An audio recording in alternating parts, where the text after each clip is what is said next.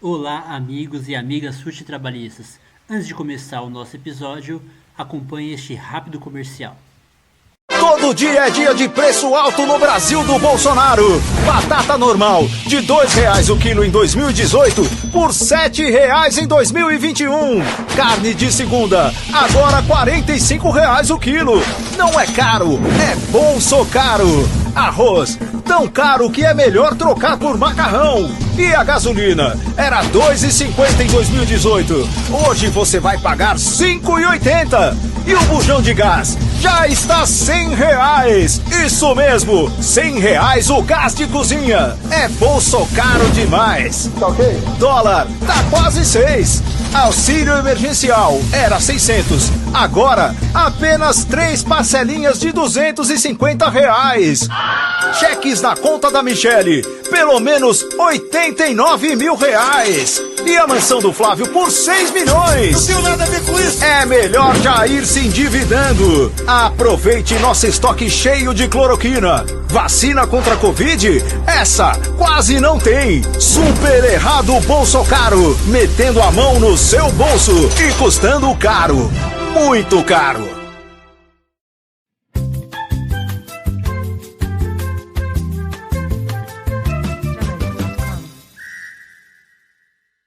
Olá, amigas e amigos fute-trabalhistas. Eu sou o Solon Sampaio e esse é o episódio número 3 do Fute-Trabe Podcast. E aqui está comigo a Nicole Macedo, que está nos abrilhantando com a sua presença aqui nesse episódio. No passado ela não participou, mas ela está de volta agora nesse. Tudo bem, Nicole? Boa noite, tudo bom? E vocês? Como é Tudo que bem tá? também, graças a Deus. E conosco, de novo, Ricardo Herédia, o já conhecido, mais famoso torcedor do Fluminense de Caçapava. Tudo bem com você, Ricardo? Opa, saudações trabalhistas, tudo bem? Agora gravando no Rio, hein? Caçapava foi Aí, ano ó. passado. Agora o torcedor do Fluminense mais famoso de Caçapava agora voltou para o Rio. E como vocês viram aí na nossa chamada, no áudiozinho que a gente colocou aí antes de começar o episódio, vocês viram que tem a gente falando do bolso caro, né? Do bolso carro. E está aqui conosco uma participação especial, o criador dessa iniciativa, João Cirilo. Tudo bem, Cirilo? Boa noite para vocês, boa tarde, bom dia para quem vai ouvir no nosso podcast. É um prazer estar falando com a turma boa aqui, que discute futebol e política com muita alegria, com muita energia. E gol do CRB, aos 5 minutos do jogo CRB e Palmeiras, Já agora que começou o começou. Boa CRB noite para você. ganhando? Agora eu estou um pouquinho feliz e um pouquinho triste, estou meio equilibrado, mas boa noite, vamos lá. Bom Inclusive, a papo para gente nós. comentou de você aí, dessa sua torcida pelo CRB e pelo Palmeiras no último episódio, e é bem curioso, e aí vai ser uma experiência bem interessante aí, ver você reagindo a esse confronto aí dos seus dois times do coração. Bom, Cirilo, eu já queria começar falando com você para saber um pouco dessa sua iniciativa aí do Bolso Carro. Como que foi que surgiu essa ideia? O que você teve alguma inspiração? O que foi que deu esse seu estalo aí para você começar esse trabalho aí do Bolso Carro? Bom, Solon, eu acredito que a iniciativa Bolsa Carro ela tem duas grandes variáveis. Assim, eu venho refletindo sobre isso nos últimos tempos. Como muitos sabem, eu construo o PDT aqui em Brasília e no ano passado fiz algumas viagens para o Maranhão, onde eu trabalho com marketing eleitoral, com comunicação política, de um modo geral. E acabei indo para Alagoas depois da minha experiência no Maranhão, mas eu passei um ano solo, fora do PDT, sem participar da atividade partidária, sem vir aqui à sede em Brasília, onde eu trabalho na fundação do PDT, mas eu sempre fui um militante e um convicto apaixonado pelas pessoas, né? E desde o início da minha trajetória política, no Grêmio Estudantil Edson Luiz, lá no Instituto Federal de Alagoas, em Maceió, e sempre fui uma pessoa de rua, de atividade, de agenda, e a pandemia construiu esse grande obstáculo entre nós, né? Construiu esse grande muro de marfim, onde a gente não poderia ter acesso às pessoas, não poderia conversar com as pessoas. E quando eu voltei de Brasília após a minha viagem a trabalho, A gente, aqui em Brasília, constrói com algumas pessoas da Juventude Socialista, com outros movimentos também do partido, alguns ciristas, a ideia de mobilizar pessoas onde a gente não conseguisse nem perder a felicidade de militar, de construir, de ter acesso às pessoas, de fazer política, e também não se deixar levar pelo momento grave que o Brasil está vivendo, né? Apenas dentro de casa, apenas nas redes sociais. Então, aqui em Brasília, a gente tocou uma ideia, surgiu assim, numa madrugada. Então, eu juntei algumas pessoas, alguns colaboradores, alguns amigos e amigas, para a gente construir isso no PDT aqui do DF, e fizemos a iniciativa de pedir ajuda da Turma Boa, através do Twitter, através de outras redes sociais, de doação, para fazer com que esse áudio da campanha Bolsocaro pudesse percorrer as ruas de Brasília, acessar pessoas. Mapeamos bem onde é que a gente poderia passar para ter mais repercussão, inclusive nas redes sociais, mas principalmente essa energia de tentar construir política, fazer junto das pessoas de fato, é o que foi o grande motor dessa ideia, e eu acredito que deu super certo, foi super abrigada dentro do nosso PDT, dentro da Juventude Socialista, e vamos construir ainda mais, porque é preciso ainda fazer muito mais para a gente denunciar esse governo de tamanha irresponsabilidade com o Brasil e com a nossa população, com os nossos irmãos e irmãs brasileiros. Legal. Nicole, Ricardo, vocês têm alguma pergunta para fazer para o João? Eu vou perguntar, a gente viu que a iniciativa do Bolsocarro teve muita repercussão no Brasil inteiro, né? Vários estados fizeram suas campanhas para arrecadar dinheiro e sair com a sua ideia pelas ruas.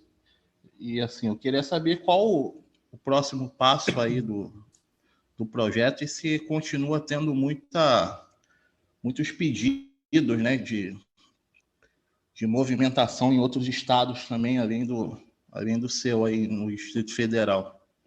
Meu querido Ricardo, um forte abraço para você, um Um abraço, amigo. majestoso torcedor do Fluminense, do nosso PDT do Rio de Janeiro.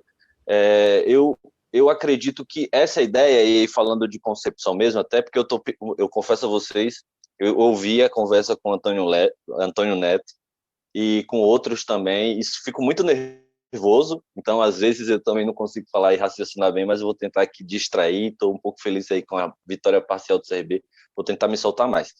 Mas a ideia do Bolsocarro, ela além desse surgimento, né, ela vem a partir de uma premissa, que é a gente tentar acessar as pessoas, fazer essa denúncia de uma insatisfação generalizada que a gente vê no Brasil contra esse governo, mas não colocar ninguém em risco.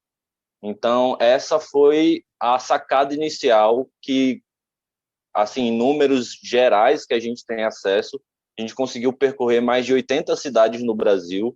Eu não sei calcular em números de alcance, mas em repercussão nas redes, a gente teve um acesso muito forte nas redes sociais, de apoiadores, de gente querendo contribuir. E eu acho que essa energia que a gente precisa ter, essa criatividade, ter ideias para colocar em prática aquilo que a gente acredita. Para esse momento agora, depois que a gente passou pelo circuito de 80 cidades participando do projeto, gente do interior de Minas, do interior de Pernambuco, do interior de Ceará, o pessoal que era ou não do PDT queria construir. Aqui em Brasília apareceu 2 grupos querendo organizar essa caravana, e a gente fez questão de deixar isso acontecer naturalmente, como diz a música, até um determinado tempo, sabendo que a gente poderia avançar mais. E para esse segundo momento, né, depois de 1 mês e meio de que essa caravana passou pelo Brasil inteiro, a gente, aqui em Brasília, vai fazer um teste, né? E aí eu estou contando bem de novidade para vocês, a gente vai articular direitinho para fazer de novo no tamanho nacional, mas a gente acredita que, ao invés de buscarmos, nesse segundo momento, apenas uma reação do público, porque, assim, quando o carro passa entre os apartamentos, nos comércios, a reação das pessoas é xingar o Bolsonaro, outros apoiam o Bolsonaro, então sempre tem essa relação de causa e efeito, né? A gente passa, o pessoal reage. O que a gente quer fazer agora? Eu vou ser só um pouquinho mais breve na minha fala. Fazer com que a gente tente conciliar a ideia a partir da ação das pessoas, né? Não apenas elas gravarem das suas sacadas e publicarem nas redes sociais, demonstrarem a sua indignação. Isso já é muito importante. Mas agora a gente quer fazer uma sacada de ação. Então, aqui em Brasília, nas próximas semanas, em algumas outras cidades do Brasil, o carro de som vai ser vou dizer uma plataforma, vou dizer um lugar de recepção da solidariedade das pessoas. Então, o que é que a gente quer fazer? Nós vamos passar sem o carro de som antes na Rua das Pessoas, em algumas ruas bem definidas, aqui de Brasília, e vamos passar com bilhetes na porta da casa dessas pessoas, informando quem é a iniciativa, falando um pouquinho da questão da carestia dos preços, que é onde mais atinge o bolso tanto da classe trabalhadora como da classe média, e vamos informar que o carro de som vai passar, seja no mesmo dia, seja no outro turno, num dia anterior, enfim, a gente ainda vai definir isso bem. Mas a gente vai associar isso à iniciativa de mostrar para as pessoas que aquilo não está só a situação do preço caro, né, do combustível caro, do gás caro, não atinge só elas. Então, vamos pedir para que as pessoas colaborem, vamos pedir para que as pessoas deem um gesto de solidariedade através do Bolsa Carro. Então, o Bolsa Carro vai ter uma caçamba, né, e por onde esse carro passar, com as pessoas informadas, né, e a gente vai passar de porta em porta pedindo uma doação, 1 quilo de alimento, enfim, e fazer desse carro de som um arrecadador de alimentos e fazer uma doação a uma instituição de caridade ou a um quantitativo de famílias carentes que, nesse momento, estão precisando muito da nossa ajuda. A gente tem ouvido muito o Ciro falar, e todos os nossos quadros partidários, o presidente Lupe, enfim, da situação dramática que o Brasil está vivendo, quase 100 milhões de famílias afetadas diretamente, um auxílio emergencial que não atende às necessidades das pessoas, mais de 60 milhões de pessoas abaixo da linha da pobreza, tantos milhões de desempregados, a economia totalmente indo para o vinagre. Então, a gente quer reagir de alguma forma para ter acesso a essas pessoas que, além de se indignar com o governo Bolsonaro, podem fazer um gesto de solidariedade. E vamos fazer isso associado à campanha que o PDT recentemente lançou, que é a campanha Abrace Bem, se eu não me engano, se eu não tiver falhado a memória aqui, que é uma campanha de solidariedade que a gente precisa dar vida, precisa dar corpo. Precisamos unir os esforços que a gente tem, não só aqui em Brasília, mas em todo o país, os arcos de relação que nós construímos até então, para fazer isso se viabilizar. Então, a mesma forma de denúncia, é uma campanha de chegar até as pessoas, é uma campanha de poder ajudar outras que a gente, infelizmente, dentro de casa tem muita dificuldade de poder ajudar. João, boa noite. Eu tenho uma pergunta sobre a escolha desses bairros que vocês passaram, né, e não só em Brasília, como nas outras cidades. É levado em consideração os bairros mais carentes e, portanto, os que estão sofrendo mais, né, com o aumento da cesta básica, por exemplo, ou não? A escolha é outro critério? Olha, Nicole, obrigado pela pergunta, porque a gente ajudou muita gente pelo Brasil justamente equacionando essas questões de dúvidas que o pessoal tinha. Então, quem quiser fazer na sua cidade é bom ter isso em mente, né? A gente sempre, né, nas primeiras atividades que a gente organizou, a ideia foi principalmente entender o ambiente que a gente estava fazendo. Então, a gente destacava um determinado recurso para um determinado dia da semana, que provavelmente era sábado, que é onde o pessoal vai na feira, etc, etc. Inicialmente, qual foi o nosso objetivo? Ganhar espaço nas redes sociais, porque eu sabia que essa ideia ia emplacar nas redes de alguma maneira. É claro que a gente só estava dispondo de uma estrutura de comunicação com os nossos celulares, então não tinha todos aqueles efeitos especiais, etc, etc. Mas a gente conseguiu acessar muitos espaços com a ideia. Eu sabia que isso ia furar de uma determinada maneira. Mas como a gente ia fazer isso de uma maneira que alcançasse mais pessoas? Então, as premissas que nós utilizamos para o primeiro momento, para alcançar um público nas redes sociais, para chamar a atenção de outras pessoas a reproduzirem essa atividade, foi justamente ver quais os ambientes de classe média alta, principalmente em ambientes com muitos prédios, porque no prédio a pessoa vai ouvir melhor o áudio, né, do carro de som e vai gravar de lá e vai transmitir isso para o seu grupo de família. Vai dizer, olha, tem um carro de som aqui falando mal do Bolsonaro. A gente acredita que isso seria o primeiro estágio. Então, se a gente tinha um determinado ponto de estratégia a alcançar, era por esse caminho que a gente ia seguir. Nós, na segunda atividade que a gente já organizamos aqui em Brasília, a gente já mudou a orientação. Por quê? Porque já foi numa semana onde mais de 25 cidades estavam fazendo pelo Brasil inteiro e que era preciso alcançar um público, vamos dizer, categorizar aqui classes D e E para poder dialogar de fato com a população que acabou sendo enganada por esse governo, né, e que está mais sentindo na pele. Talvez a classe média, sim, está mais no que diz respeito ao microempreendedor, ao servidor público, que é a característica de Brasília. Também são nessas regiões onde tem gente que mais influencia a opinião através de rede social, etc, etc. Então, foi esse caminho que a gente decidiu fazer inicialmente. Mas sempre que a gente orienta o pessoal, acho que vocês precisam determinar um objetivo para o que vocês querem de curto, médio e longo prazo para poder fazer antes de ficar fazendo. Por exemplo, normalmente os atos políticos aqui em Brasília acontecem mais no plano piloto, né, na esplanada dos ministérios. Se a gente coloca um carro de som no plano piloto, não acontece nada de efeito, né? Então a gente raciocinou bem para achar um público nesse quesito. Nessa segunda etapa que a gente quer fazer, esse novo circuito com áudio reformatado, com algumas outras ideias, tentando atingir mais esse público microempreendedor, empresário, etc, etc, a gente já quer fazer em áreas mais comerciais e também a gente quer conversar com lojistas, com empreendedores, para poder fazer uma rede de solidariedade também. A gente sabe que esse público que tem o seu pequeno negócio, tem a sua lojinha, tem a sua loja de material de construção, tem uma predisposição muito grande para poder ajudar outras pessoas, e a gente amarrar ali o contato, amarrar ali a pessoa, saber que ela pode ajudar, pode ser um parceiro em outras frentes, em outras batalhas. Mas tentando te responder tudo, eu acho que foi isso. Qualquer coisa, se você quiser mais dúvidas. Estou muito nervoso, gente. É isso mesmo, obrigada. Bom, conforme a gente vai caminhando o episódio, a gente vai falando mais disso, mas vamos seguindo com o episódio também, com a pauta, e vamos falar então da Copa do Brasil, que nem só de política vive o militante, né? A gente também pode estar aqui para falar de futebol, então vamos falar da Copa do Brasil.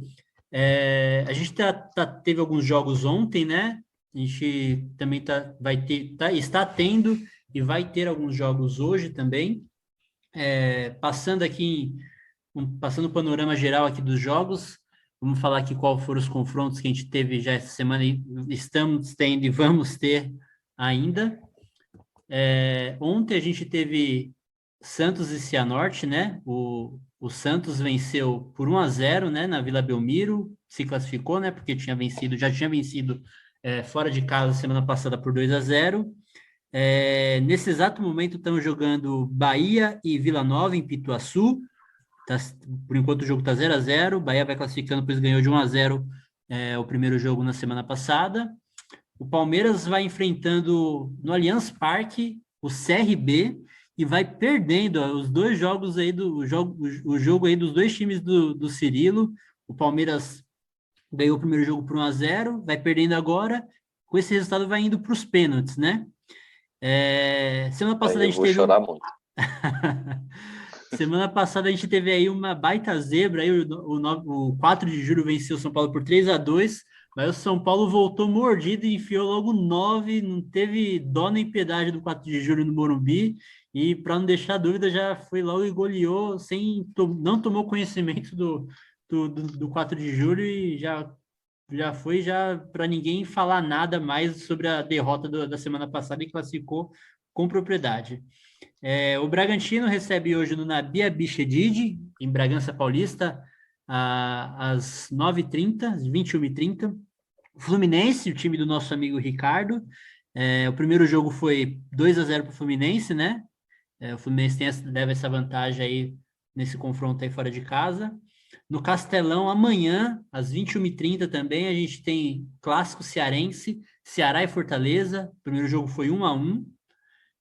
Amanhã a gente também tem amanhã às 15h30, jogo à tarde, aí o time da cidade do Cirilo, onde Cirilo mora, o Brasiliense recebe o Grêmio em busca da classificação, né? Jogo difícil, mas o Grêmio já ganhou por 2-0 o primeiro jogo na Arena do Grêmio, leva essa vantagem. E no Heriberto Ussi, em Criciúma, o Criciúma recebe o América Mineiro. O primeiro jogo foi 0-0 no Independência. O Atlético Paranaense vai vencendo na Arena Baixada nesse momento o Avaí por 1-0. O primeiro jogo na Ressacada em Florianópolis foi 1-1. Amanhã, às 19 horas, no Mineirão, o Atlético Mineiro recebe o Remo. O Atlético já venceu por 2-0 o primeiro jogo em Belém. O meu time, o Corinthians, visita o Atlético Goianiense, né?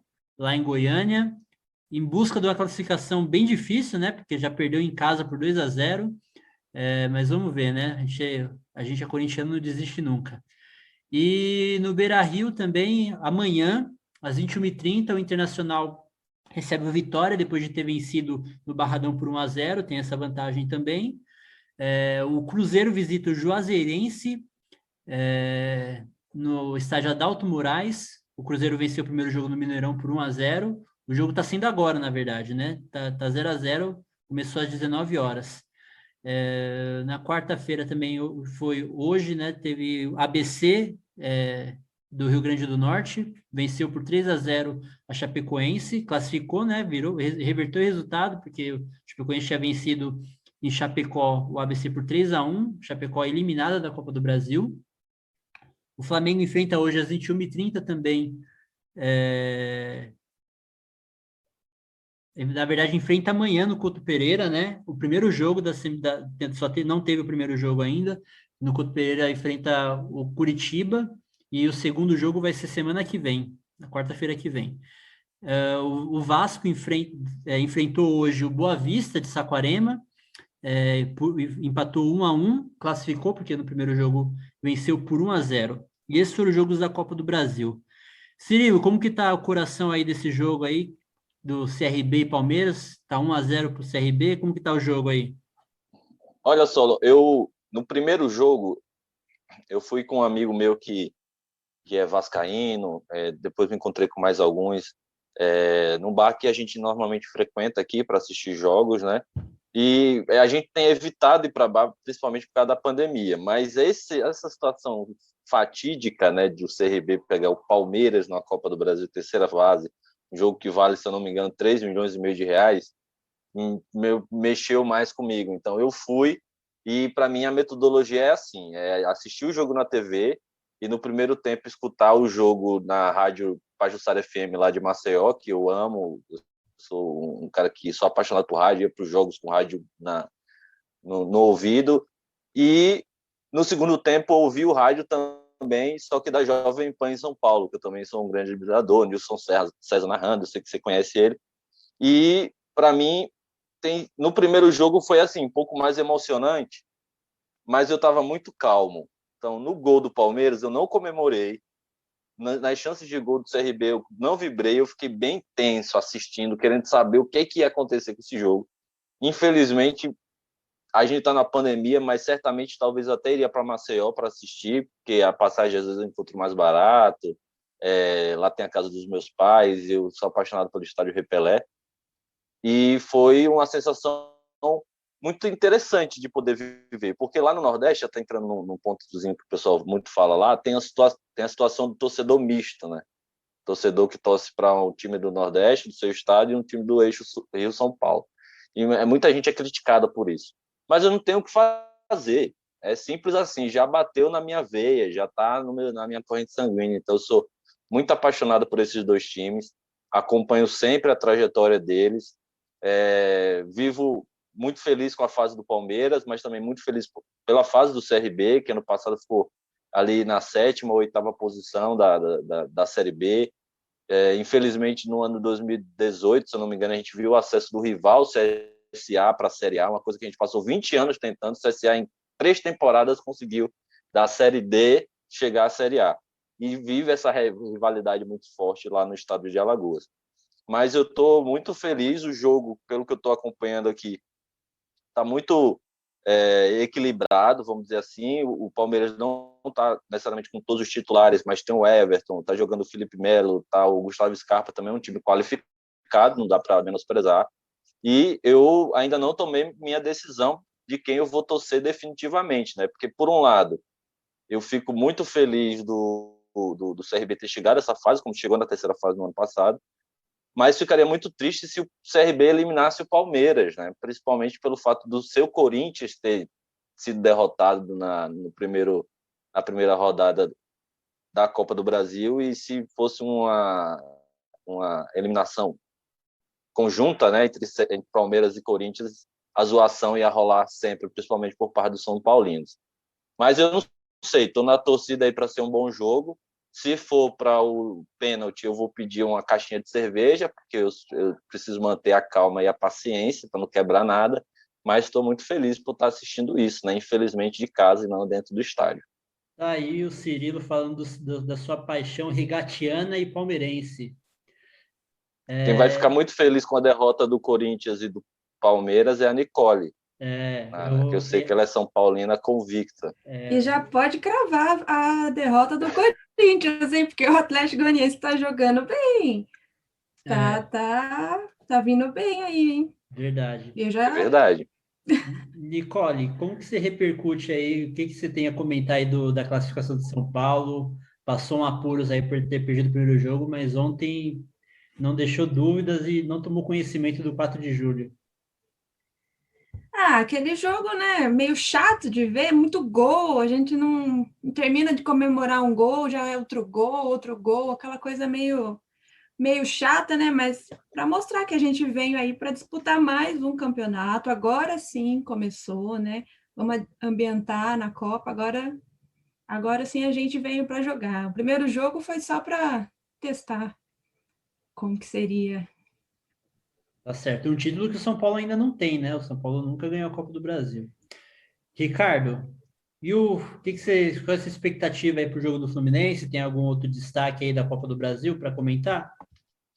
Cara, o primeiro jogo eu acho que foi um dos melhores jogos do Fluminense no ano.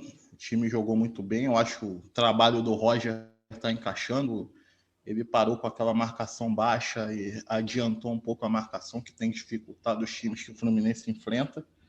A minha expectativa é boa, porque a vantagem também é substancial. Eles estão sem o melhor jogador deles, né, o Claudinho, que está na seleção olímpica. Então, acho que o Fluminense passa hoje com alguma tranquilidade, assim espero, né, porque eu já estou tendo emoção demais esse ano.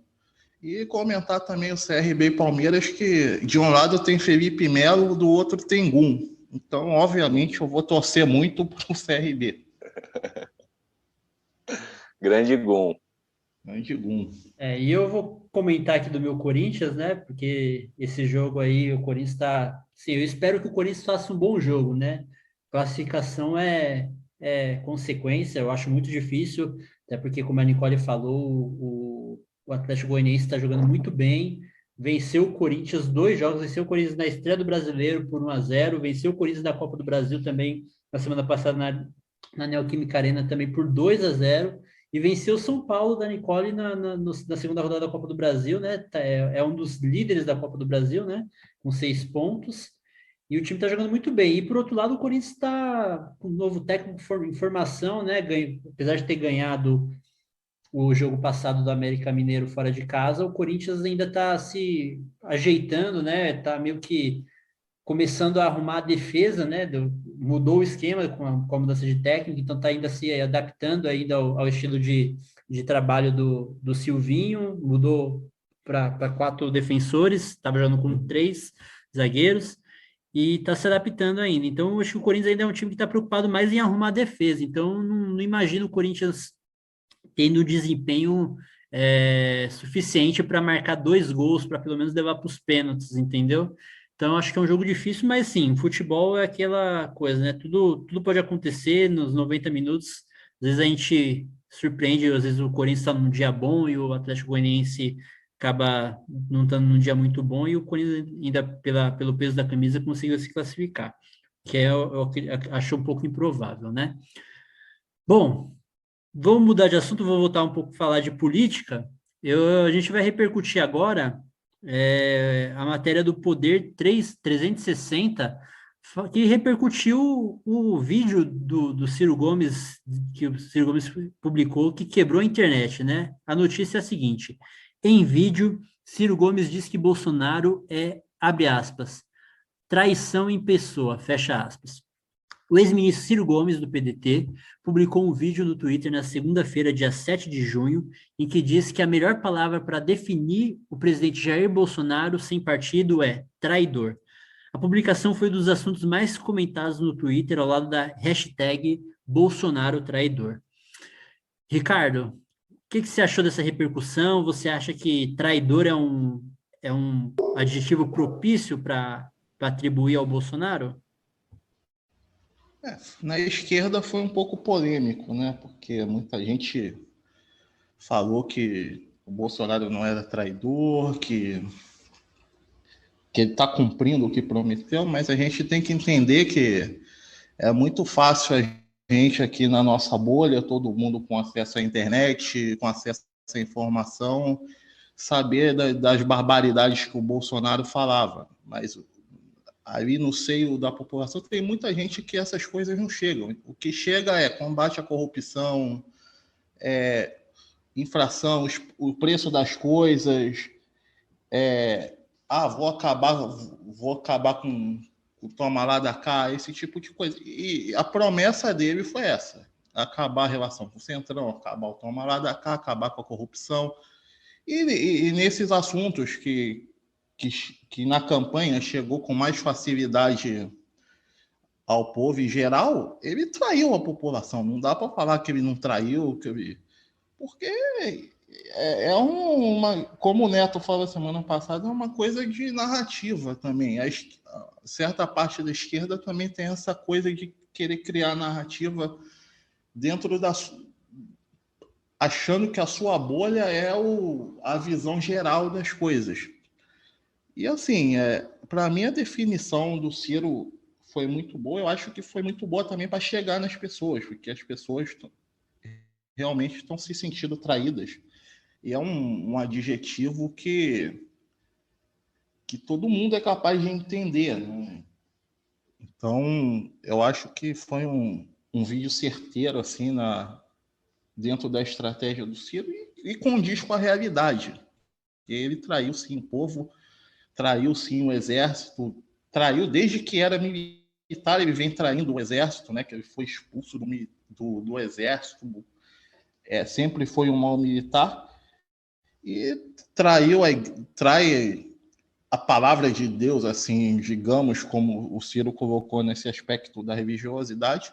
Então, tudo que está falado ali, que colocou ele como traidor, está corretamente. Não adianta as pessoas virem falar que não, porque foi exatamente isso que aconteceu. Nicole, e você? O que você tem achado? O que você achou desse vídeo? O que você achou da repercussão, do termo? Conta pra gente aí as suas impressões aí dessa repercussão aí do vídeo do Ciro. Bom, eu gostei muito da definição dele, eu acho que é esse caminho mesmo. As pessoas os 57 milhões de pessoas que votaram no Bolsonaro, né? Alguns ainda estão com ele, não se veem traídos, mas muita gente se vê sim, e principalmente aquelas pessoas que votaram no Bolsonaro, que eram eleitores, que foram eleitores do PT por muito tempo, e se sentiram traídos, né, com o PT também, muito são, e que quiseram uma alternativa e confiaram no Bolsonaro muito também pelo discurso anticorrupção do Bolsonaro. E essas pessoas hoje estão se sentindo traídas, sim, se sentiram traídas pelo PT, hoje se sentem traídas pelo Bolsonaro.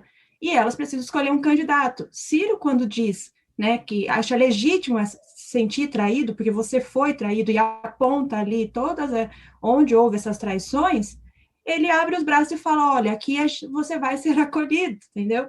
Então, eu acho que é isso que as pessoas precisam, não tem essa ideia que quiseram colar de que 57 milhões de pessoas aí sabiam que ele estava dizendo o tempo todo, não, gente, não existe 57 milhões de pessoas fascistas no Brasil. Se existe, esse país tem que acabar, porque se tem 57 milhões de fascistas aqui, esse país não funciona, ele tem que acabar. Então, assim, a gente tem que deixar de lado essa narrativa dessas pessoas, elas querem acusar, elas querem ficar com essa soberba de a gente avisaram uma pinóia, vocês não avisaram nada, vocês estavam falando entre vocês, porque isso não saiu de vocês, e eu achei muito boa a fala do Ciro, eu acho que o caminho é esse, né, de entender, né, que essas pessoas estão sentidas traídas sim, foram traídas mesmo, em todos os aspectos. Bolsonaro está traindo diversos setores da população, inclusive quando ele diz, né, que os cargos seriam técnicos, e essa CPI está mostrando que no meio de uma pandemia você não tem um infectologista, então ele está traindo a população, a sociedade, não só a brasileira, porque esse vírus está saindo daqui, está contaminando a humanidade inteira em forma de diversas variantes. Então, Bolsonaro é sim um traidor, e eu gostei muito dessa fala do Ciro e dessa posição que ele está tomando, né? Legal. E você, Cirilo, você que também vive o dia a dia do partido aí, tem acompanhado aí tudo, conta as fofocas aí do partido no Twitter. O que você achou aí desse vídeo e da repercussão aí nas redes sociais? Ó, o maior fofoqueiro da história do PDT, tem a dizer que ele não é o maior fofoqueiro da história do PDT, mas é porque eu acho que faz parte da ideia e do pertencimento às pessoas saberem mais dos bastidores do partido. Não tem muita coisa também a dizer, é um partido ainda que tem o seu devido compromisso com o trabalho, com o projeto que construiu para o Brasil. Não é muito partido que fica fazendo fofoca, mas tem, né? A gente quer saber se o Freixo vai filiar, se lá em Pernambuco a gente resolve a equação, como é que vai ficar São Paulo, se a gente vai ter candidato a governador no Rio Grande do Sul. Um partido grande como o PDT tem que permitir espaço também para essa forma de entretenimento, né? Tem muita gente que não gosta disso, mas eu não posso fazer nada, né? São os haters que elevam um pouquinho a figura da notícia, Ó, eu bem gosto, mais hein? do que Por a notícia, mim, inclusive. tem que levar as coisas mais com leveza. Por mim, você É continua. verdade. É verdade, mas eu não me sinto incomodado, não, porque eu não ataco ninguém, eu crio as condições de fazer só o pessoal querer saber mais, ficar mais curioso, atiçar essa vontade que as pessoas têm de estar vivendo o PDT, né? Isso é muito importante, se tratando do nosso partido, do nosso projeto, inclusive. É, eu acredito que a posição que o Ciro tem adotado tem causado muita euforia na nossa turma, e eu acho que isso é algo que a gente de fato precisa, independentemente claro, com sempre ponderação, né? Mas independentemente do conteúdo, eu acho que é muito importante o Ciro estar presente, estar ativo. Isso não vem desde a eleição de 2018, isso vem desde quando o Ciro foi político pela primeira vez, foi candidato, a capacidade que ele tem de diagnosticar, mas representar bem a ideia de Brasil, acho que isso é super importante. Esse entrave da comunicação que a gente tinha, de fato, era algo que agradava muito, e eu acho que isso só tende a melhorar a partir de agora. O PDT tem feito um investimento muito grande para que esse projeto acesse mais pessoas, para que ele consiga ter cada vez mais capilaridade na sociedade brasileira, porque conteúdo político a gente sabe que o PDT tem, pela sua história, pela sua trajetória, e principalmente a capacidade do Ciro também ter isso. Eu concordo muito com os pontos da Nicole e do Ricardo, eu acho que é muito importante essa demarcação política que a gente tem assistido, né, de se colocar como antagonismo a dois polos que, infelizmente, principalmente não dialogam pelo bem do Brasil, e a sua divergência não é cooperativa para o bem do Brasil e só para a manutenção do seu projeto de poder. O Ciro vai vir muito forte, é um candidato que a gente sempre tem que ter uma preocupação que ele é uma ameaça ao interesse das elites, que tanto representa o bolsonarismo como representa também o lulopetismo. A gente sabe que esses eixos de poder têm interlocução com o baronato brasileiro, com a elite brasileira, e a gente tem que ter todos esses cuidados para que a gente consiga apresentar um projeto robusto de Brasil. E, assim, na pauta que o Ciro apresentou sobre a questão do Bolsonaro traidor, o grande gancho foi a gente desmistificar a natureza do bolsonarismo, né? Que é essa ilusão, essa cortina de fumaça que ele gira em torno dele, mas que age para destruir o valor que a sociedade brasileira tem pelas Forças Armadas, porque ele só atende os interesses da família dele. Ele sempre coloca o Brasil em segundo lugar, ele sempre coloca o projeto de nação que a gente tem que construir em últimos lugares na sua lista de prioridade. A gente está assistindo isso nessa questão da pandemia, o quanto ele é um desastrado, é um irresponsável, e o quanto ele tem feito mal à nossa nação. E isso o público precisa ver. Se o petismo está apostando que é no seu antagonismo ao Bolsonaro apenas por uma questão simbólica das últimas eleições que vai acabar dando a vitória eleitoral, o petismo está muito enganado, mais uma vez aposta no escuro, acreditando que somente isso vai fazer com que o Bolsonaro seja derrotado em 2022, colocando um projeto de superação desse momento que a gente está vivendo em xeque, né? Então, a gente precisa muito fortalecer esse projeto do Ciro, do PDT, resolver muitos outros problemas que a gente tem. É um país muito grande, continental, 27 estados, 513 deputados federais para eleger, 81 senadores, tantos governadores, enfim, um grande trabalho e que a nossa turma precisa cada vez mais criar, exercitar, melhorar a sua capacidade, além das redes sociais, porque nas redes sociais a gente faz um belíssimo trabalho, mas além das redes sociais para a gente alcançar mais pessoas. E eu acho que a gente está no caminho certo, vamos incomodar muito mais gente, mas a vontade de mudar o Brasil é muito maior do que todas essas óbices que possam aparecer ao longo do caminho. Então, eu sou muito feliz pelos companheiros que a gente tem construído na militância, seja virtual, seja no presencial, no partido, mas eu acho que a gente tem quadros capacitadíssimos para ajudar a resolver os problemas da nossa nação. E, na eleição, colocar na sua devida caixinha o bolsonarismo do lugar que nunca deveria ser saído e as contradições do lulopetismo, o quão mal já fez ao nosso Brasil.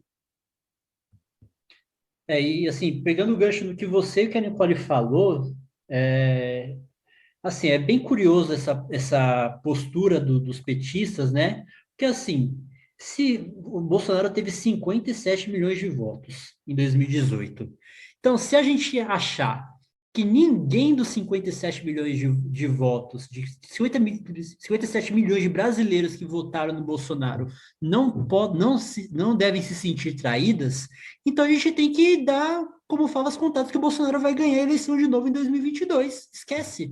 A gente não sei de contar com isso, contar com essa narrativa, com essa postura sectária do PT de não querer buscar, de colocar, ou então eu entendo que eles estão querendo convencer essas pessoas através da coação, do constrangimento, e é uma postura totalmente equivocada, né? Como que você vai chegar para a pessoa e falar assim, você é fascista, fica 4 anos chamando 57 milhões de brasileiros de fascista, e no final do ano querer fazer campanha vira-voto, trazer essas pessoas para votar no PT contra o Bolsonaro. Então, essas pessoas, no mínimo, vão anular o voto, não vão votar no Bolsonaro, nem do Bolsonaro, nem do PT.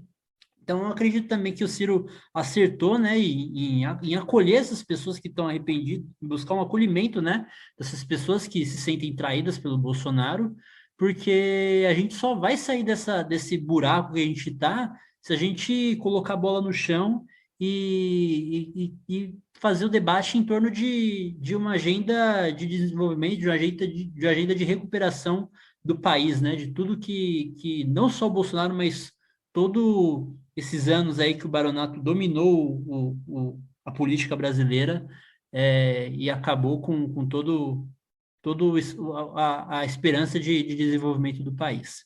Bom, então a gente vai encerrar aqui o primeiro tempo e a gente vai só para uns comerciais aqui rapidinho, de 1 minutinho, e a gente já volta com o segundo tempo do Futrab Podcast, tudo bem? Até daqui a pouco. Alô, Brasil! Com o descontrole da pandemia e a falta de vacina, cada vez mais negócios estão fechados com Bolsonaro. E tem que se fuder, acabou. Mais de 75 mil lojas já faliram desde que o presidente deixou a Covid se espalhar.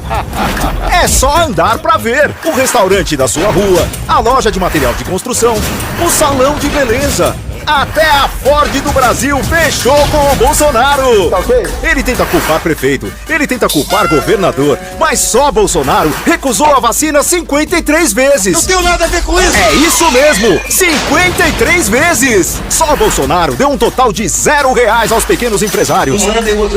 Só Bolsonaro está cagando para o seu negócio. É por isso que você está fechando. Seu vizinho já fechou. E se ninguém fizer nada, todo mundo vai fechar com o Bolsonaro!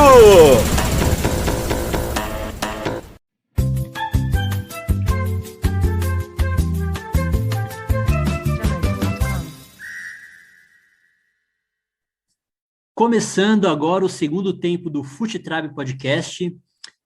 Vamos repercutir agora aqui a seleção brasileira. Nesse ontem, né? E no final de semana o Brasil jogou pelas eliminatórias. No final na sexta, o Brasil enfrentou o Equador, né? Venceu por 2-0 no Beira-Rio, Porto Alegre, pela sétima rodada das eliminatórias. E ontem, o Brasil foi para Assunção, no Paraguai, no Defensores del Chaco, para enfrentar o Paraguai e voltou de lá com uma vitória de 2-0, né? O Brasil está 100% nas eliminatórias, né? Venceu 6 jogos que disputou até aqui, mas a notícia é que o que está mais repercutindo aí com relação à seleção nos últimos dias é sobre a possibilidade de não participar da Copa América, né? Os jogadores e a comissão técnica gerou essa expectativa em muita gente, né? De que não disputaria a Copa América em protesto aí pela situação que o país vive pela Covid e pela situação achar que não é o momento adequado para ter essa disputa às pressas aqui no Brasil, mas acabou fazendo um manifesto aqui falando que vai participar e fez um manifesto aqui que a gente vai repercutir agora nesse começo do segundo tempo do Fute-Track. Bom, sobre esse assunto eu vou repercutir aqui uma notícia aqui do site O Coletivo, que é a seguinte: Casagrande sobre a seleção brasileira. Abre aspas. Esperava uma atitude, não um manifesto. Fecha aspas. Grupo de jogadores divulgou o manifesto conjunto criticando a realização dos jogos no Brasil. Vou ler aqui o manifesto para depois vocês comentarem aí o que vocês acharam, tanto do manifesto quanto da postura dos jogadores aí nessa polêmica envolvendo a participação na Copa América. Bom, o manifesto é o seguinte: abre aspas para os jogadores e para a comissão técnica da seleção brasileira. Quando nasce um brasileiro, nasce um torcedor. E para os mais de 200 milhões de torcedores, escrevemos essa carta para expor nossa opinião quanto à realização da Copa América. Somos um grupo coeso, porém com ideias distintas. Por diversas razões, sejam elas humanitárias ou de cunho pessoal, profissional, estamos insatisfeitos com a condução da Copa América pela Conmebol, fosse ela sediada totalmente no Chile ou mesmo do Brasil. Todos os fatos recentes nos levam a acreditar em um processo inadequado em sua realização. É importante frisar que em nenhum momento quisemos tornar essa discussão política. Somos conscientes da importância da nossa posição, acompanhamos o que é veiculado pela mídia e estamos presentes nas redes sociais. Nos manifestamos também para evitar que mais notícias falsas envolvendo nossos nomes circulem à revelia dos fatos verdadeiros. Por fim, lembramos que somos trabalhadores, profissionais do futebol. Temos uma missão a cumprir com a histórica camisa verde e amarela pentacampeã do mundo. Somos contra a organização da Copa América, mas nunca diremos não à seleção brasileira.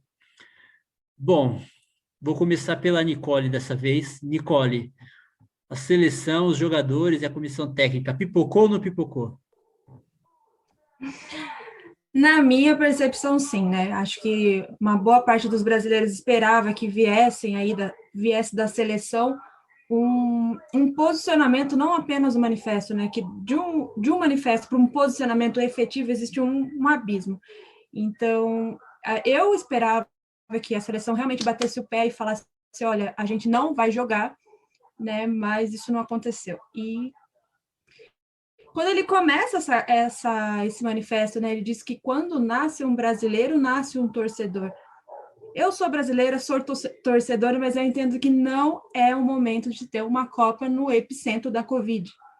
E aí ele termina falando que eles são contra, mas, né, aí já vem o mas e dizendo: não diremos não a uma chamada aí da seleção.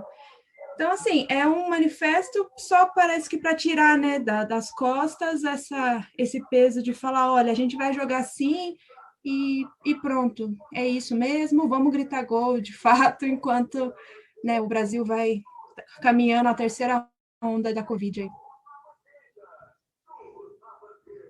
E você, Ricardo, o que você achou aí? Você achou que você esperava um posicionamento diferente ou você já esperava que os jogadores iam ter essa posição aí? Eu não esperava pelo fato de que, para mim, sempre ficou claro que a insatisfação dos jogadores não era com a realização da Copa América no Brasil, nem nada disso, era com o Rogério Caboclo. Então, surgiu a notícia de assédio moral e sexual e foi afastado, ficou tudo bem, entendeu? A gente que criou uma expectativa equivocada que seria uma posição política porque apesar dos jogadores quererem passar essa voz apolítica deles, um manifesto não pode ser outra coisa senão política. Tudo o que se foi feito ali foi política. Talvez não uma política partidária contra o governo, contra o Bolsonaro, mas foi a CBF a política. A Conmebol é política, tudo é política. Então você fazer um manifesto contra decisões da Conmebol também é política. Então esse papo furado parece a gente está cansado de nota de repúdio, né?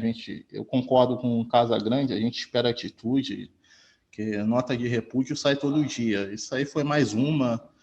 E de todos os lados a gente vai vendo nota de repúdio e nada de atitude.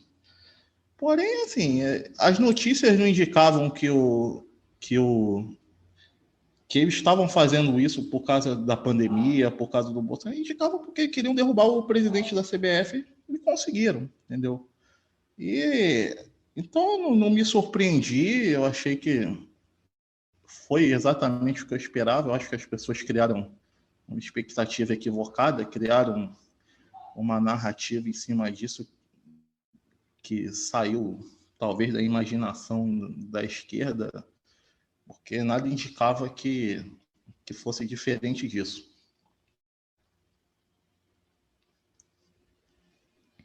E você, Cirilo, o que que você achou aí dessa repercussão, desse posicionamento dos jogadores da seleção brasileira com relação à realização da Copa América no Brasil? Olha, Solon, eu fico muito preocupado com essa visão que a gente acaba percebendo das coisas. O que é comum, é natural, principalmente no que diz respeito à internet. Mas aí eu queria dividir em duas partes, né, para ficar um pouquinho mais, vamos dizer, explícito a minha posição em relação a isso. É uma posição que ninguém vai interferir em nada, a CBF vai continuar do mesmo jeito que está, falcatrua, rolando solto, etc, etc. Mas eu acho o seguinte, a nota em si, né, como o Ricardo falou, essa nota de repúdio é uma vergonha. Em si ela é uma vergonha porque gerou-se uma expectativa, né? Quando a gente fala em seleção brasileira, isso tem muita capilaridade na sociedade, os grandes jogadores que a gente tem, o nosso futebol, a responsabilidade pactuada na sociedade com o desejo de vencer a Copa do Mundo a um ano da Copa, então isso tudo floresce bem. Mas a nota de repúdio em si, politicamente falando, é uma vergonha, porque ela poderia expor muito mais das contradições da posição da CBF em relação ao governo em abrigar a Copa América, faltando uma semana para ela acontecer, 2 semanas para ela acontecer aqui no Brasil, com 2.600 mortes acontecendo por dia. Então, isso em si já é muito preocupante. Agora, eu acredito, e aí para outra parte da minha posição, do que eu li, do que eu acompanhei, eu acho que não tem muito o que se esperar, né? Porque assim, a gente já viu eras da seleção brasileira, por exemplo, do Sócrates, de um período de redemocratização, onde o posicionamento político dos jogadores eram colocados em evidência pelos próprios jogadores. Não é um caso hoje do Brasil, não é um caso hoje do futebol global, onde a gente assiste o poder econômico, o desejo de ir para a Europa, ser o popstar, a referência dos jovens, e não mais, vamos dizer, função social do futebol, como para a sociologia, né? De cumprir esse aspecto de você ter uma grande representação na sociedade e você cumprir com o seu papel de ser responsável com esse público que te admira pelo seu futebol, pelo seu talento, e etc, etc. Mas aí eu acho que a gente vem cometendo sucessivos erros de sempre empurrar esses atores, e aí seja no futebol, seja no entretenimento, como aconteceu com a Juliana Paz, como aconteceu acontece com os jogadores, da gente sempre empurrar eles para as contradições. Quando eles não votam conosco, a gente empurra eles para lá. Eu acho que isso sempre é muito problemático. E eu sei que, quando eu falo a gente, eu falo de um grande bloco de oposição que tem diferentes posições dentro desse bloco de oposição ao governo Bolsonaro. na premissa da expectativa para que eles soltassem de fato um manifesto comunista do futebol brasileiro e na posição de entender como a gente reage a esse tipo de situação, né? E como a gente precisa, não é necessariamente precisa como se fosse algo necessário, vital para a nossa existência, mas ir mais profundo no raciocínio. E aí eu vou para o campo do futebol, que é uma área que eu não sou especialista, mas eu gosto sempre de opinar, acompanho noticiário bastante. O Brasil tem 3 times de seleção de futebol para disputar a Copa do Mundo, 3 a 4, vamos dizer assim, para chutar por baixo, de jogadores eficientes, de qualidade técnica, que já foram experimentados em outras Copas, outros que estão ascendendo agora. Fazem 3 anos, ou 4, se eu não me engano, que a gente ganha a Copa Libertadores. O Brasil tem um futebol que é exemplo para o mundo inteiro. E aí, dentro ali do circuito da CBF, a posição dos caras que comandam é muito cara, é como se fosse um partido político. Olha, se você não está com a direção, vai ter alguém que vai estar com a direção, que vai substituir você na sua posição. E para eles é muito cara a exposição. Acho que não só em termos simbólicos, de seu desejo de jogar uma Copa do Mundo, de ganhar um título pela seleção brasileira, mas principalmente de estar no staff dos jogadores globais disputando uma Copa do Mundo. Então, imagina, eu não acredito que a CBF jogaria de uma forma limpa com os jogadores que se posicionassem de uma forma contrária e deixassem de jogar pela seleção. Vamos olhar, por exemplo, do Mauro Silva, que na Copa América de 91, 97 ou 99, se alguém quiser me corrigir, fica à vontade, todo mundo embarcou no avião para ir para a Colômbia jogar. Naquele ano, a Colômbia foi campeã e estava acontecendo um monte de protesto político na Colômbia. E o Mauro Silva organizou, junto com alguns jogadores, um boicote à ida do Brasil para a Copa. O Mauro Silva desembarcou do avião e ele veio sozinho. O Mauro Silva não jogou a Copa seguinte. Foi totalmente eliminado, foi esquecido. A imprensa não abriga esses jogadores com muito tempo. Eu acho que nos faltam 10, 20, 30 Sócrates, mas eu acho que o plantel de futebol no Brasil, dominado pelo poder econômico, dominado pela questão do marketing, do Instagram, de ser famoso, de ir para a Europa, infelizmente contamina o futebol. Eu acho que não é uma particularidade do Brasil, mas a gente já teve experiências nessa questão da função social do futebol, onde o jogador se posicionava e tinha assim crítica de todo mundo, mas mantia a sua posição, porque o que valia para ele era a profissão dele dentro das 4 linhas e como ele jogava bem. E eu acho que esse cenário não se repete mais. E aí, tratando do fato concreto, eu acho que a opinião do Casagrande, por exemplo, na minha avaliação, discordando até quem quer que seja, que está nos ouvindo ou participando aqui, eu acho que foi infeliz. Acho que ele, por mais que ele tenha as suas posições, acho que chamar, principalmente ele chamou, eu achei que ele errou no tempo, porque ele chamou os jogadores da seleção brasileira de covardes antes do jogo com o Paraguai. Ele não sabia o teor da nota, ele não sabia a posição dos jogadores, foi para a imprensa polemizar. Assim, eu não estou dando a opinião que é da maioria, inclusive, do campo de oposição ao Bolsonaro. Eu dou uma posição minha mesmo, acho que ele se equivocou. Se a gente sempre for inflando o debate assim, fica polarizando, acho que a gente não constrói nada. E serve de exemplo, mas no concreto é que vai ter a Copa, o Bolsonaro vai botar 700 milhões de reais do dinheiro público num campeonato que sim tem a sua relevância, tem a sua importância, mas que a gente está em outro momento de dar a outras coisas prioridades acima disso, e vamos assistir o que acontece dentro da CBF agora, né? Tem uma correlação de força muito grande dentro da CBF, é uma coisa muito absurda, que envolve muito dinheiro, que envolve muito poder, que envolve muito político, né? Sendo bem franco, e que a gente agora vai ver o que acontece para assistir esses jogos, assistindo também a situação grave que o Brasil vem vivendo. Então, é sempre esse equilíbrio que eu tento jogar nas minhas posições. A gente ter calma, ter cautela, analisar bem e entender como é que, minimamente, mesmo distante, mesmo no nosso Twitter, nas nossas redes sociais, acompanhar o que acontece de fato nessa estrutura futebolística que como o Ricardo falou, é política pura e escarrada, né? Tá certo. Não sei se a minha posição vai agradar todo mundo, mas a minha posição é uma coisa que eu gosto bastante de garantir. Com certeza. O debate aqui é amplo e você traz aí a sua ponderação aí, que é muito válida e você faz e tem todo sentido dentro do caminho que a gente está querendo propor aí, né? Lógico que eu acho que também a nossa decepção é um pouco pela expectativa, né?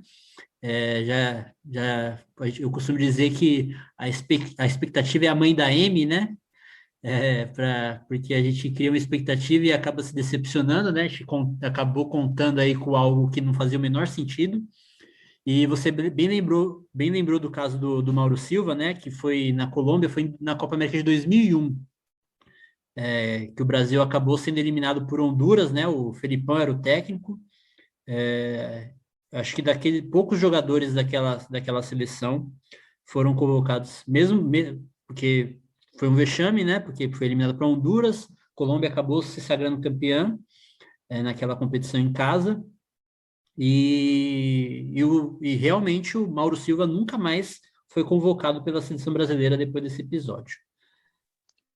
Agora, eu só queria comentar só mais uma coisinha que, assim, aí é uma particularidade minha, que sou um pouquinho supersticioso, eu acho, com futebol. Eu só gosto que o Brasil vá para a Copa desacreditado. Eu Então, também sou assim.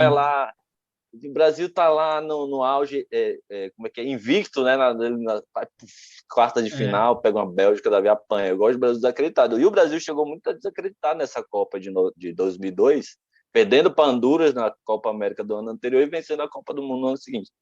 Acho que essa magia do futebol é algo que a política, em termos técnicos, infelizmente não consegue explicar, porque o futebol está no coração das pessoas mesmo. Independente do que a gente acha, se a camisa verde e amarela, eu acho que não é o nosso caso de ter esse repúdio à camisa verde e amarela, mas não sei, mas estou falando assim, acho que a gente tem uma posição bem mais ponderada em relação a isso, bem dentro da realidade. O povo brasileiro gosta disso, a gente precisa minimamente tentar equilibrar sempre as nossas posições, porque a gente mexe com um sentimento que é muito caro para a sociedade brasileira. E eu desejo muito que o Brasil seja campeão, a Copa América no ano que vem, e que as vidas brasileiras sejam salvas o mais rápido possível, porque uma posição não antagoniza com a outra, né? Com certeza. Então vamos seguir a pauta aí. Vou repercutir aqui agora uma notícia do site Brasil Independente. Exército impõe sigilo de 100 anos sobre o caso Pazuello.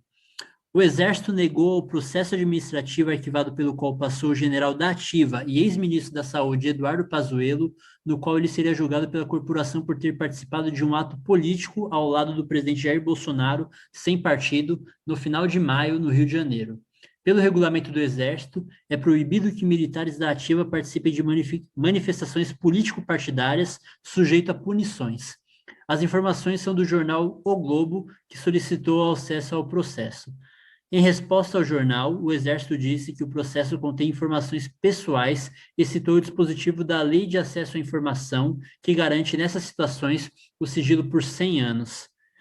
Ricardo, que você tem a dizer aí essa polêmica aí envolvendo o ex-ministro da Saúde, Eduardo Pazuello? Eu acho que, de acordo com o Estatuto do Exército, a não punição dele foi absurda, né?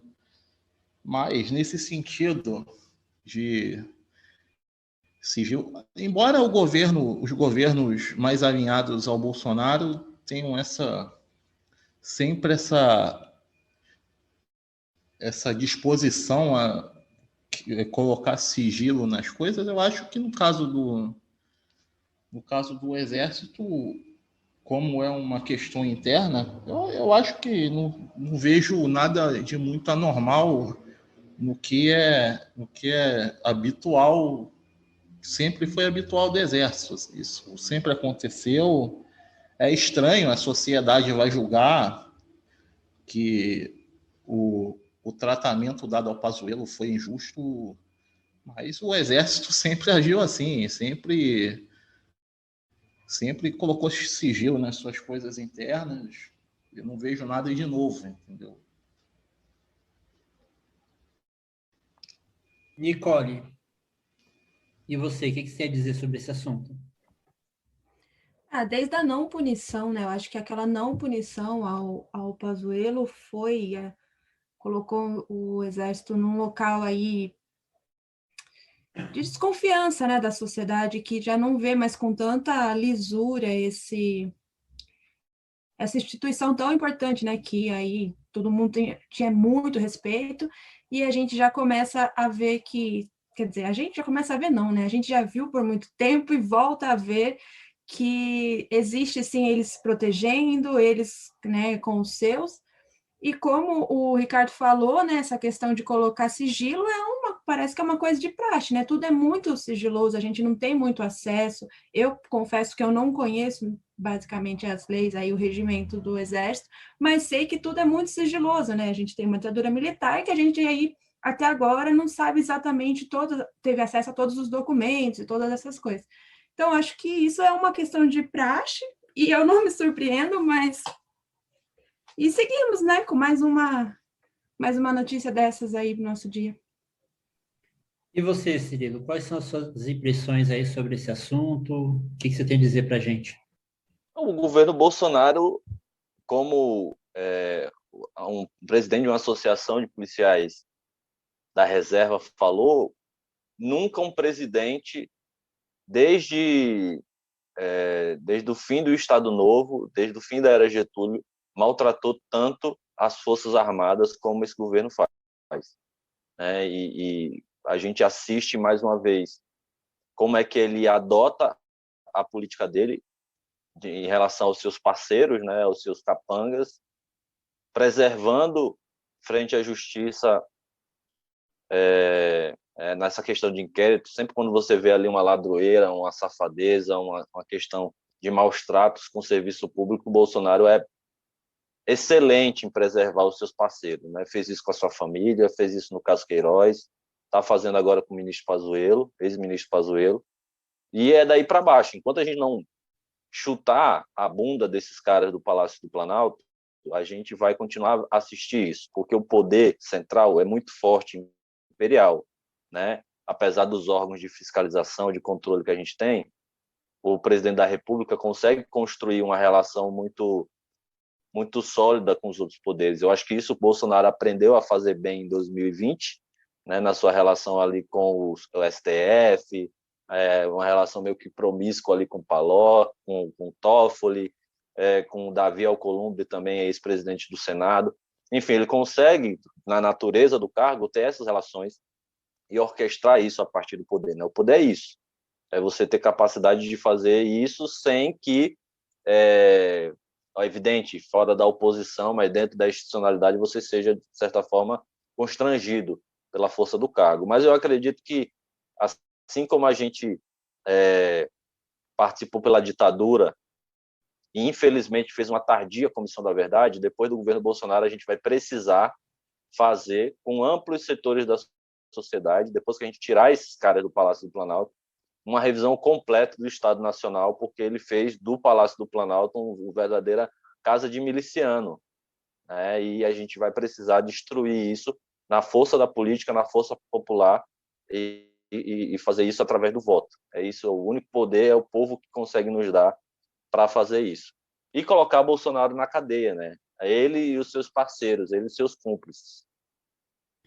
E você entrou aí no X da questão, Cirilo, porque assim, a gente está vivendo num momento do país, com relação ao Exército, que a gente vai precisar mesmo discutir como que a gente vai tratar esse assunto militar dentro do país, né, num futuro governo progressista, porque o rumo que tem tomado é muito perigoso, desde quando o ex-comandante do Exército, né, o general Vilas Boas, ameaçou o Congresso, ameaçou o país, né, se não ameaçou o STF, se não, na questão do Lula, na questão do impeachment da Dilma, essas manifestações têm se tornado cada vez mais frequentes, né, e é um cenário que abriu a porteira com a eleição do Bolsonaro, que hoje a gente vê milhares de militares da ativa no governo, com ápice, tendo o Pazuello, que é um cara que, não, na minha opinião, não tem competência para ser nada no Exército, o cara é general e alcançou um posto de militar, de ministro da Saúde, sem ter a menor condição técnica, menor condição intelectual para assumir um posto desse. E, assim, a gente tem que pensar o futuro governo progressista tem que pensar numa reforma até da formação, né, desses militares aí, como vai tratar essa questão militar a partir de um novo governo, né? Sem dúvida, e eu digo até mais, viu, Solon? A minha preocupação é que essa revisão desse desenho institucional que a gente está assistindo se consolidar, desses últimos 4 anos, e vamos dizer, as raízes que isso acaba tendo dentro do próprio governo, dentro da própria relação institucional, precisa de alguém muito sério. Então, eu acho que não é suficiente ter um governo progressista, porque isso que o Bolsonaro faz não é uma particularidade do governo Bolsonaro, isso é uma particularidade de muito tempo no Brasil. Olha, eu sei e tenho todos os entendimentos possíveis para considerar a preservação do presidente Lula quando a Dilma nomeou ele para ser ministro da Casa Civil. Mas, não querendo ou não querendo, foi a mesma coisa. Você proteger a partir da institucionalidade do Estado alguém que é do seu interesse político.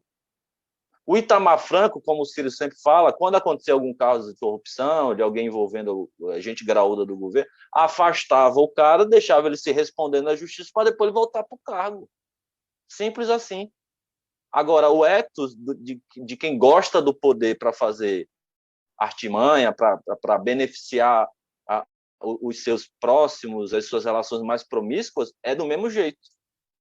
Então, eu cito o caso do Lula, do Bessias, né, ali da questão da Casa Civil, porque a gente sabe como o poder de um presidente da República é forte. Então, a gente precisa criar condições institucionais, e eu acho que a gente tem evoluído nesse quesito, apesar dos retrocessos do governo Bolsonaro, é de entender que o Palácio do Planalto não é a casa de Noca, onde só os meus parceiros podem fazer o que quiser, os adversários não prestam, é tudo corrupto. A gente precisa de alguém sério, comprometido, que tem esse diagnóstico e que consegue conversar com todo mundo, consegue ter amplitude política para saber da responsabilidade do cargo que é ser presidente da República, que muitos destes que nos passaram não sabem ainda, não tiveram a grandeza política de exercer esse cargo e que usa dele para patrocinar a preservação de seus parceiros que cometem delitos dentro da esfera do poder público.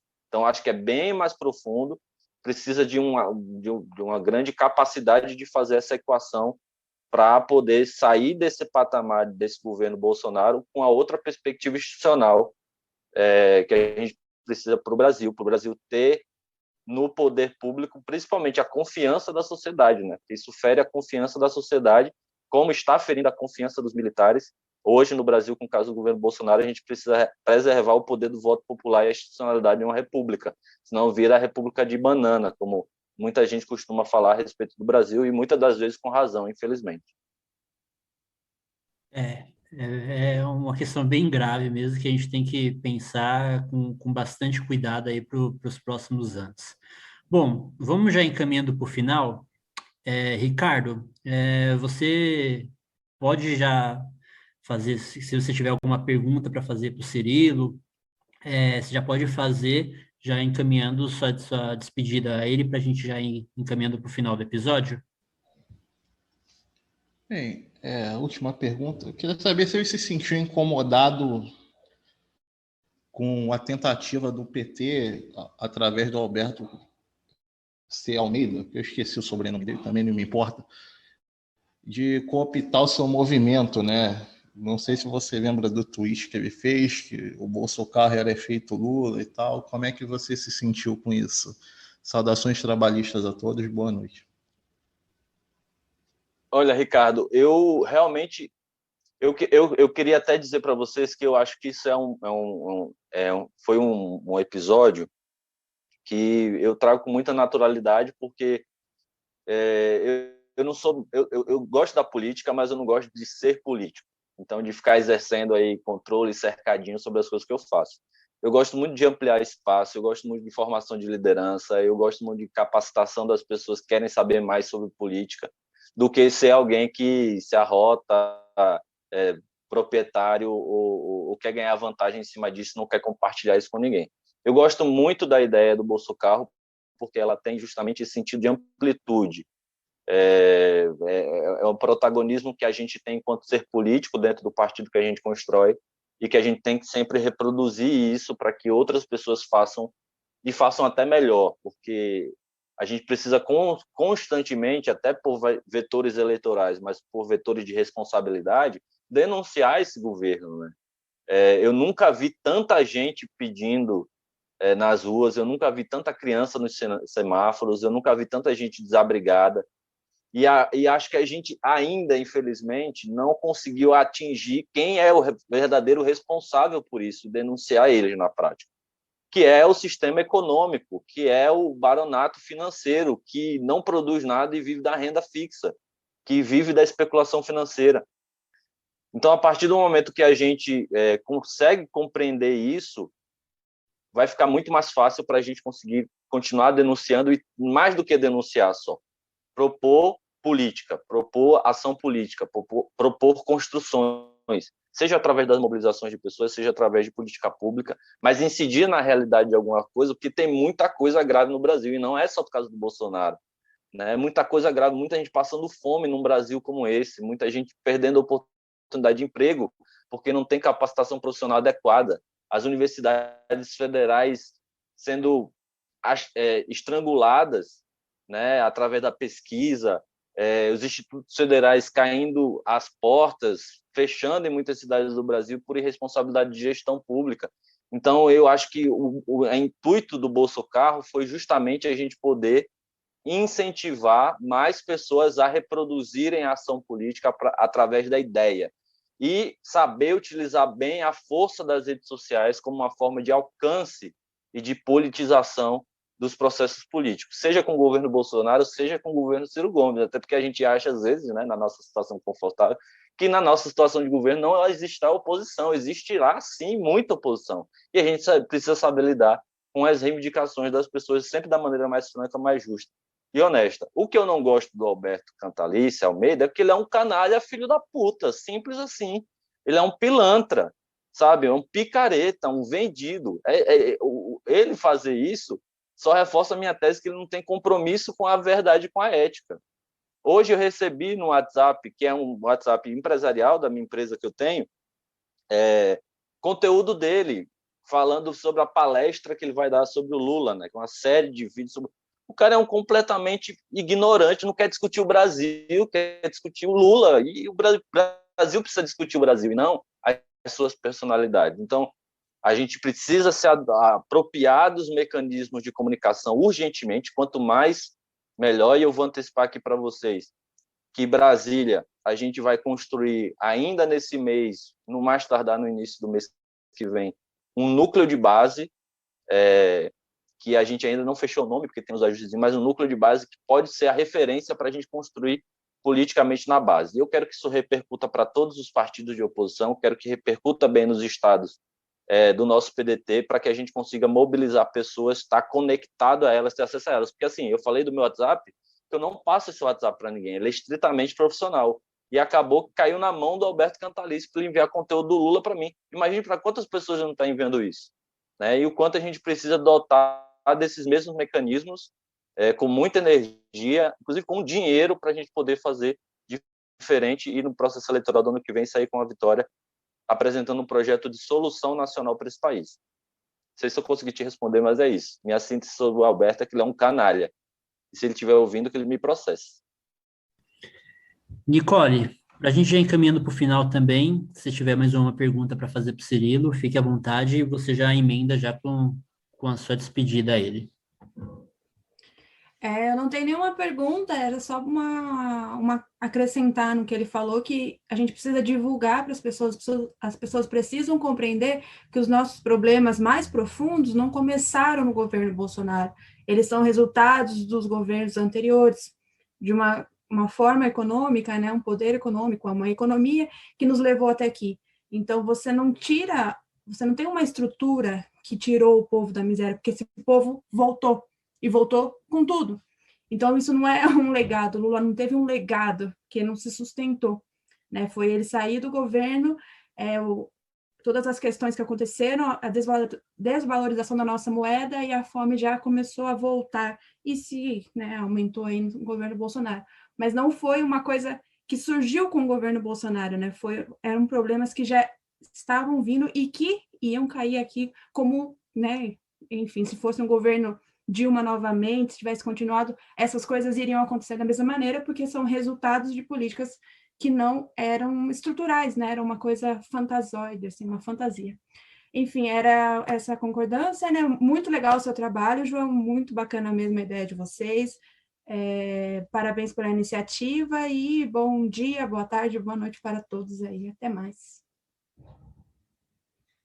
Bom, Cirilo, da minha parte também eu queria agradecer imensamente a sua participação. Foi um episódio muito bacana, eu gostei muito dessa participação sua. É, é, Saber, conhecer melhor o Bolso Carro, conhecer suas opiniões também, tanto de futebol, tanto de política, foi uma coisa muito agradável assim para a gente, digo por mim, né? E acredito que o ouvinte deve estar gostando muito de ter ouvido esse episódio. E eu queria abrir espaço para você aí divulgar o seu trabalho, as suas redes sociais, se tem alguma fonte de ajuda para ajudar o seu trabalho, o espaço é seu, meu amigo. Muito obrigado, Solon, muito obrigado, Ricardo, muito obrigado, Nicole, um prazer estar conversando com vocês nesse momento e estar encerrando esse papo super legal de dois assuntos que eu sou completamente aficionados. Eu acho que se tivesse aqui escola de samba, que é outro dos assuntos que eu me amarro também, a gente ia fechar com chave de ouro, com tudo que eu gosto. Num dia tão especial, o CRB está empatando, gente, está ganhando do Palmeiras no Allianz Parque. Eu estou muito feliz por esse resultado, acho que confessando para vocês aqui. E muito obrigado por essa oportunidade de estar falando um pouco sobre esse projeto do Bolso Carro, de outras iniciativas que a gente pode vir a construir futuramente sobre política. A plataforma Bolso Carro, que a gente está ainda estruturando ela, porque é um exercício de fôlego, né? Sempre que a gente for construindo, a gente tem que ver onde a gente acerta, onde a gente erra. E a gente está propiciando agora para as próximas semanas a reformatação do nosso site, que é onde vai ser uma contribuição também, como eu falei no início para vocês, a gente quer associar a pauta de denúncia desse governo a uma questão de solidariedade também, junto e dentro do PDT, com a cara do nosso partido, mas a partir disso também criar esse espaço de colaboração das pessoas nesse projeto social e político que a gente quer consolidar. Então, hoje a gente só tem as nossas redes sociais, Bolso Carro em qualquer rede social, do TikTok ao Twitter. O nosso TikTok alcançou a marca de 80 mil visualizações, que eu acho que ainda é um número muito pouco, mas para uma iniciativa que surgiu do nada, já é algo muito grande de se reproduzir. Mais de 80 cidades conseguiram fazer. Vamos fazer um novo circuito nacional em parceria com os movimentos do PDT também. E contamos com a ajuda de todo mundo que está ouvindo, porque é muito simples de fazer. Só escolhe uma rua, pega o nosso áudio lá no canal do Telegram, paga um aluguel, faz uma vaquinha com os amigos por 1 a 2 horas e passa na cidade, você vai ver que isso daí é uma forma de mostrar para as pessoas o quanto existe gente insatisfeita com esse governo e a gente precisa cada vez mais ocupar as ruas, ocupar o debate público para isso.